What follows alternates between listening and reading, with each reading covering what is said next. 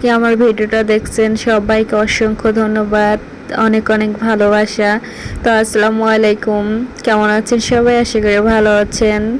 আজকে ইলিশ মাছ দিয়ে পটল দিয়ে দুন্দুল দিয়ে রান্না করব। এভাবে রান্না করলে কিন্তু খুবই ভালো লাগে। ইলিশ মাছ দিয়ে রান্না করলে একটা ইলিশ মাছের ফ্লেভার আসে। তো এভাবে পাঁচমিশালি করে আপনারা রান্না করে সবজি খেয়ে দেখবেন, খুবই কিন্তু ভালো লাগে। আমার কাছে খুবই খুবই খুবই ভালো লেগেছিল।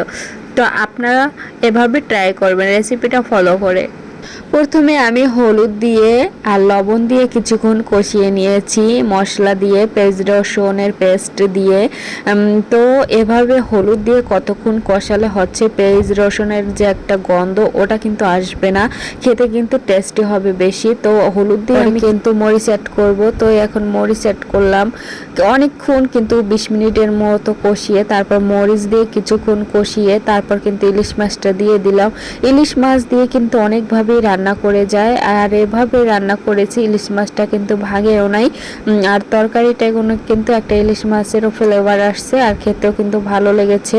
তো আপনারাও যদি এভাবে শর্টকাটে রান্না করতে চাইলে ইলিশ মাছ দিয়ে এভাবে রান্না করে খেয়ে দেখতে পারেন। অবশ্যই কিন্তু খুবই খুবই মজার হয়।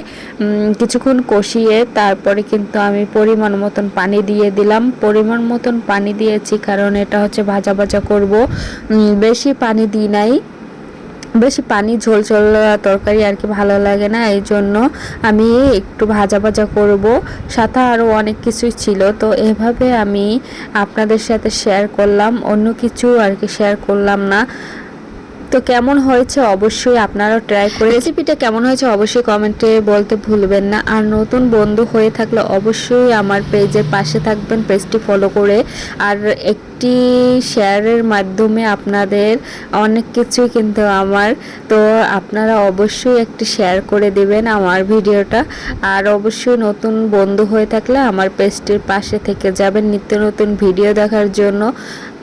কেমন লেগেছে, আর এটা কিন্তু খুবই টেস্টি হয়েছিল, আমার কাছে খুবই ভালো লেগেছে। তো কার কাছে কেমন কি লাগে জানি না, আপনারা না খেয়ে থাকলে তো এভাবে আপনারা ট্রাই করে খেয়ে দেখতে পারেন। তো দেখেন রেসিপিটা কত সুন্দর হয়েছে, মাশাআল্লাহ। খেতেও কিন্তু খুবই ভালো লেগেছিল, দেখেন অনেক কিন্তু ভালো লেগেছে, কি বলবো বলার ভাষা নেই। আমার কাছে ইলিশ মাছ ভুনার চেয়ে এভাবে তরকারি রান্না খুব ভালো লাগে। তো আজকের মতো বিদায় নিচ্ছি, ভালো থাকবেন, সুস্থ থাকবেন, আমার জন্য দোয়া করবেন, আমি আপনাদের জন্য দোয়া করি।